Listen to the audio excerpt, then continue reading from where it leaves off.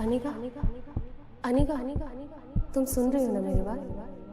तुम माँ बनने वाली हो अनिका। डॉक्टर की ये शब्द सुनते ही 18 साल की अनिका समझ नहीं पा, अभी तो उसकी शादी को 24 घंटे भी पूरे नहीं हुए थे।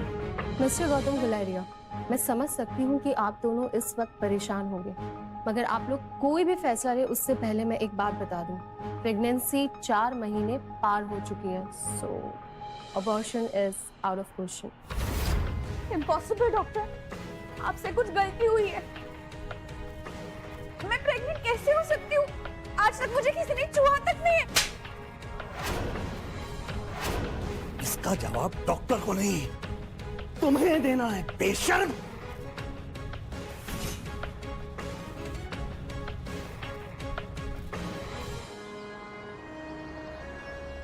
अक्सर कार की बैक सीट पर बैठने वाले गौतम आज अनिका को पीछे बैठाकर खुद ड्राइवर के साथ वाली सीट पर बैठ गए थे, मानो ऐसा करके वो अनिका को अपनी नाराजगी जता रही हों।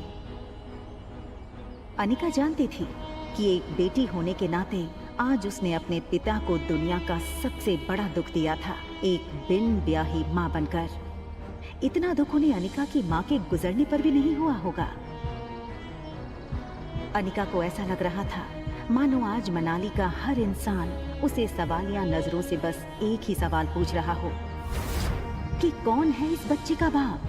लेकिन इसका जवाब तो अनिका के पास भी नहीं था।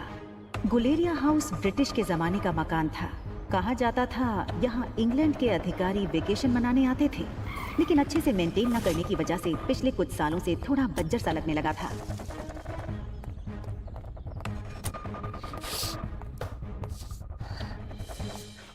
अनिका कमजोर शरीर और भारी कदमों से गौतम के पीछे पीछे घर में दाखिल हुई। बिन माँ की पली बड़ी अनिका को आज सबसे ज्यादा जरूरत थी तो उसके पापा के इमोशनल सपोर्ट की। मुश्किल से एक मौका मिला था मैं हमारी जिंदगी फिर से बेहतर बनाने का। नसीब वाली थी तुम जो तुम्हारी डोगरा खानदान के इकलौते वारिस कुणाल डोगरा से शादी हुई थी। You know, कितने पावरफुल होगा मनाली का सबसे पावरफुल खानदान डोगराज। हमारे सारे कर्ज, पेंडिंग कोर्ट केस, हमारी हर तकलीफ से हमें बाहर निकाला था हम लोग। लेकिन शादी के 24 घंटे में ही तुमने हमारी जिंदगी वापस से जहन्नुम बना दी। उन लोगों को अगर तुम्हारे इस कारनामे के बारे में पता चलेगा तो पता नहीं क्या होगा। और तुम्हारी छोटी बहन कामिनी, उससे कौन शादी करेगा? भले ही वो तुम्हारी सौतेली बहन हो, लेकिन तुम्हारे इस कारनामे की वजह से उसकी भी बदनामी होगी।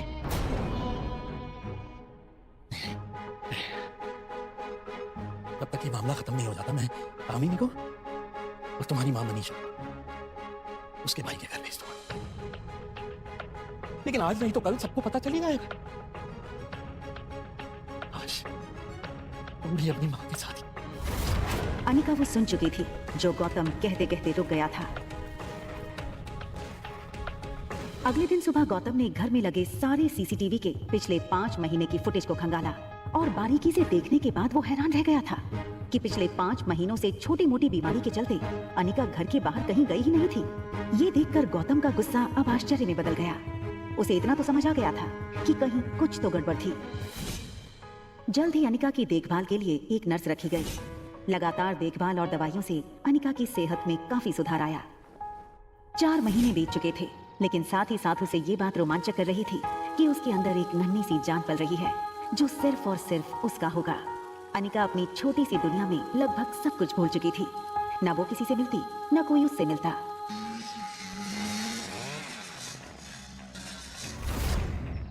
अनिका ने जैसे ही लड़के को देखा, उसकी धड़कन मानो डर और टेंशन से तेज हो गई। ये लड़का और कोई नहीं बल्कि अनिका का पति कुणाल डोगरा था। कुणाल की शादी अनिका से भले ही उसकी मर्जी के खिलाफ करवाई गई थी, लेकिन अपनी बीवी की कोख में किसी और का बच्चा देखना कोई भी मर्द बर्दाश्त नहीं कर पाए।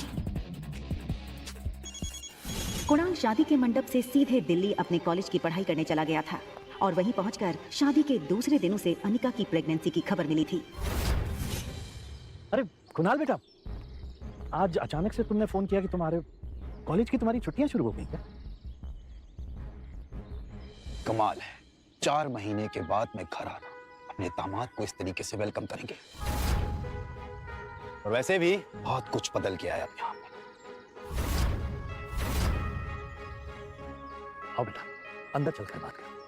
देखो कुणाल, अगर तुम इस शादी को तोड़ना चाहते हो तो मैं समझ सकता हूँ। तुम समझ सकते हो, लेकिन ये बात मेरे बुढ़े दादाजी नहीं समझ सकते। जबरदस्ती इस मोटी से मेरी शादी करा दी, और अब वो चाहते हैं कि इसके इस पाप को मैं अपना नाम दे दूं। जब जब इसको देखता हूं ना, ऐसा लगता है एक ऐसे गुनाहों की सजा मिल रही है जो गुनाह मैंने कभी किए ही नहीं। देखो इस बेशरम को कैसे खड़ी है। शादी के फेरे लेते वक्त किसी और का पाप लेकर के खड़ी थी पेट में। क्या लगता है तुझे तेरे इस पाप को मैं अपना नाम दूंगा? कुणाल डोगरा का नाम मिलेगा इसको। सोचना भी मत। पता नहीं किस कदर का कीड़ा है ये। मैं इस शादी को नहीं मानती। ये सुनकर कुणाल और गौतम दोनों ही शॉक थे। देखो बेटा, इस वक्त अनिका की तबीयत ठीक नहीं है, इसकी बातों पर ध्यान मत दो। और रहा सवाल इस बच्चे का, तो उसके पैदा होते ही उसे अनिका से हमेशा के लिए दूर कर दिया जाएगा, मेरा यकीन है।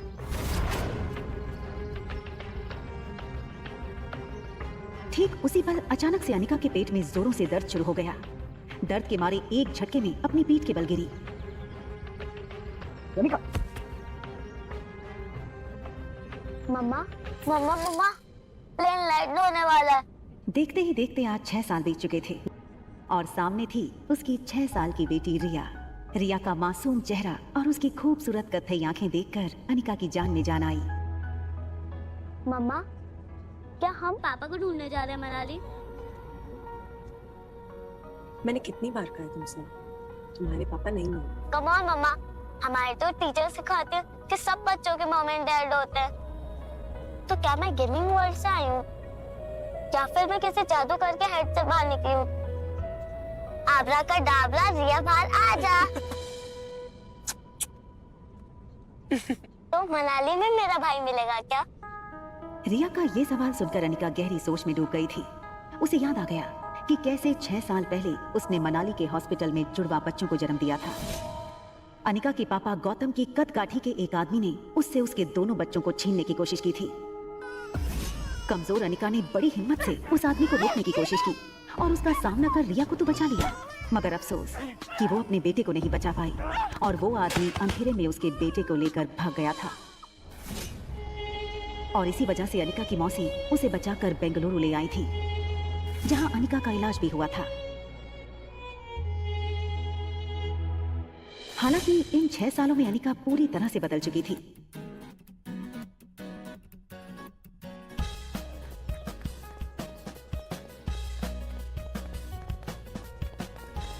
हार्मोनल इम्बैलेंस की वजह से फूला हुआ उसका शरीर अब एकदम ही से नॉर्मल हो चुका था।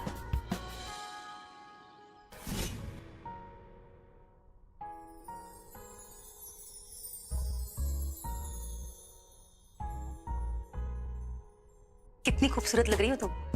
मनाली में तो लोगों के होश उड़ जाएंगे। फ्लाइट अटेंडेंट हो या फ्लाइट के अन्य यात्री, सब लोग आते जाते अनिका पे एक नजर जरूर डालते, और डालते भी क्यों नहीं, शिफॉन की साड़ी में अनिका किसी भी फिल्मी एक्ट्रेस से कम नहीं लग रही थी। Excuse me ma'am, is there anything I can bring for you?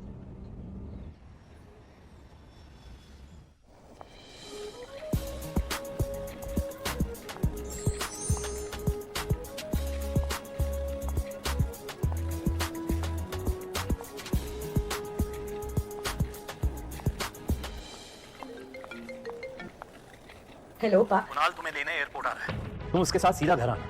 यहाँ पहुँचते ही तुम्हें 2 पेपर्स पे साइन करना है, एक डिवोर्स पेपर और दूसरा वो। इतना कहकर गौतम अटक गया और फिर कुछ सोचकर उसने आगे कहा, खैर तुम घर आओ, यहाँ पहुँचते ही मैं तुम्हें सब समझाता हूँ। इन 6 सालों में कुणाल भी काफी बदल चुका था। अब वो एक कॉलेज स्टूडेंट नहीं रहा था, बल्कि एक बिजनेसमैन था। आज तक इस दुनिया में किसी भी इंसान को अपने डिवोर्स पे इतनी खुशी नहीं मिली होती जितनी खुशी मुझे हो रही है आज। कैसे भी करके आज इस मोटी से ना अपने डिवोर्स पेपर पे साइन करवा लूंगा। आप फिक्र मत कीजिए सर, आज मैं सुबह सुबह माता के दर्शन करके निकला हूँ और मैंने भगवान से प्रार्थना की है कि आज आपकी हर मनोकामना पूरी हो। आप चिंता मत कीजिए, आज आपके पेपर साइन हो ही जाएंगे। अच्छा सुन, जब जब मैं उस मोटी को देखता हूँ ना, मेरा मूड ऑफ हो जाता है। आज मेरा मूड अच्छा है और दिन भी, तो अपना मूड ऑफ नहीं करना चाहता हूँ मैं। एक काम कर, घूम के खड़ा हो जाता हूँ। भले उसने तुझे नहीं देखा है, तेरे हाथ में जब ये बोर्ड देखेगी तो तेरे पास खुद ब खुद चली आएगी। सीधा कर ले बोर्ड को।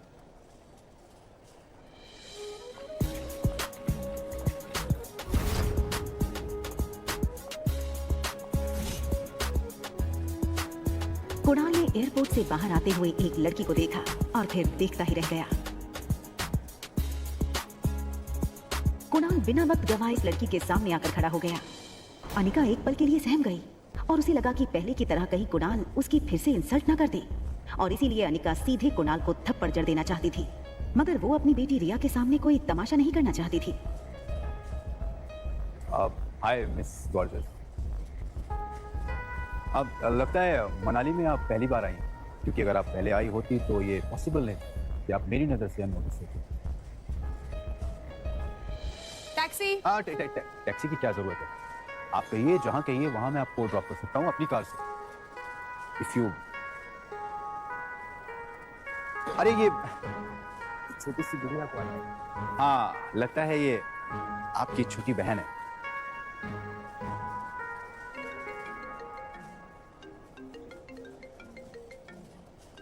हाँ, क्या तुम्हें अनिका दिखी बेटा? ना दिखने के लिए आपकी बेटी कोई सुई तो है नहीं जो वो दिखेगी नहीं। जब आएगी तो फिर वही तो दिखेगी, या ये कहूँ कि जब वो आएगी तो उसके पीछे के लोग भी नहीं दिखेंगे। तो दिखेगी तो बता दूंगा, रखिए। टैक्सी।